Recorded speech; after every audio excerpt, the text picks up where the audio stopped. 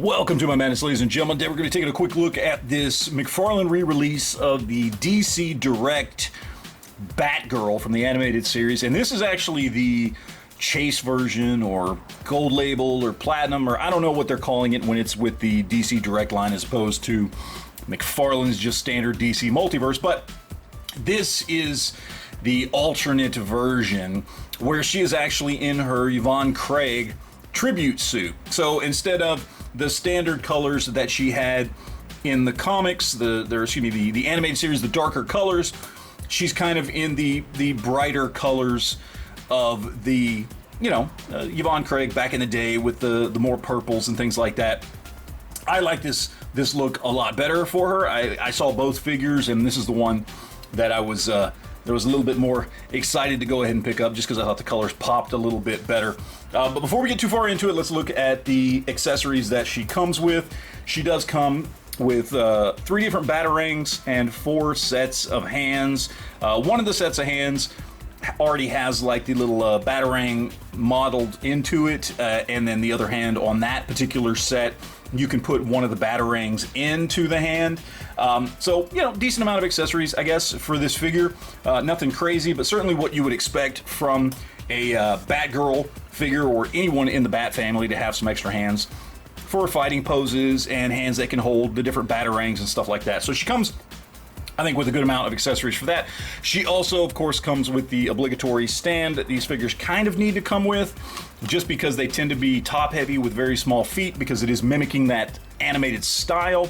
However, I will say with her, because she's not a male character where they draw that huge V-shaped upper body, she does stand up easier than, let's say, the Two-Face figure that we have back there.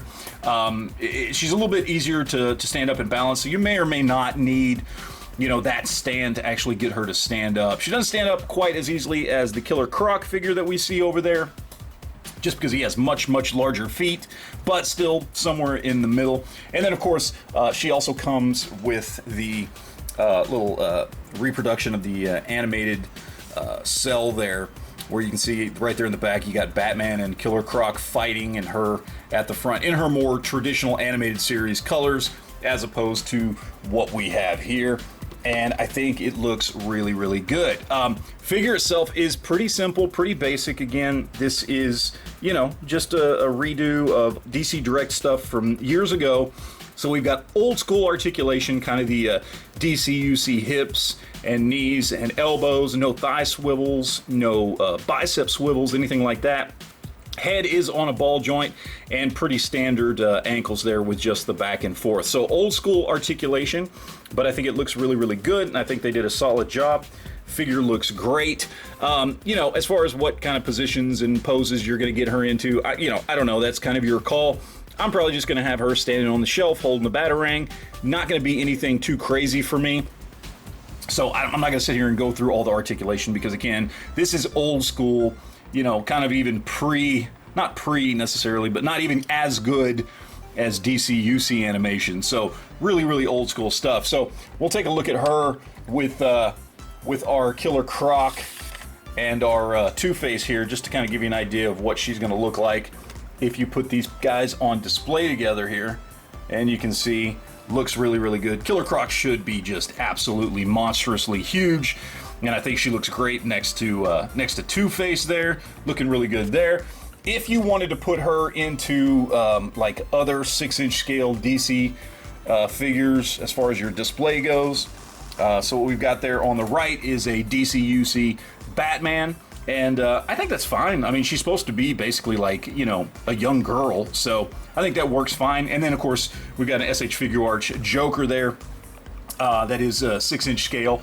And I'm fine with it. She looks smaller, I think, kind of the way she did in the animated series. She was very, very small in the animated series. So she, size-wise, I mean, probably realistically, they drew her about the size of like a 14-year-old girl, even though she was supposed to be, 18 to 20 years old. I think she was in college or something like that at that point. But they drew her very, very small, because they drew all the guys, Batman and all the other characters, really, really huge and big hulking, upper bodies. So I think for the aesthetic, it works. Realistically, she looks a little too small, but again, it works with what the animated series was going for there as far as style. Look, I think it's a great figure, and I mean, my recommendation, of course, is if you can pick up the kind of chase figure or gold label figure, whatever it's called, the Yvonne Craig from 66 Batman kind of inspirational colors here. I think that's definitely the way to go. It's definitely the cooler looking of the two figures, even though it's not accurate to the series. I think it looks great, and I think they did a really good job putting this girl together. So I'm very happy because I don't have any of the original DC Direct figures that came out back in the day. If you do have those, then this is an easy pass, really. Unless, of course, you just want it in these colors. But if you don't care about the colors and you've got the old figures, no reason to pick these up. They're exactly the same. They're just reissues. There's nothing new here. But if, like me, you didn't pick any of those figures up and now you're getting a chance to go back and grab them, this is definitely the time, because this second wave from Mcfarlane for these DC Direct reissues is definitely much better than the first because of no ridiculous cell shading. That is what ruined the first wave of those figures for me. I didn't pick any of them up because I thought that cell shading looked absolutely horrible, and I'm glad with the second wave we haven't gotten any of that, and I hope that Mcfarlane sticks to that because, no, I'm sorry.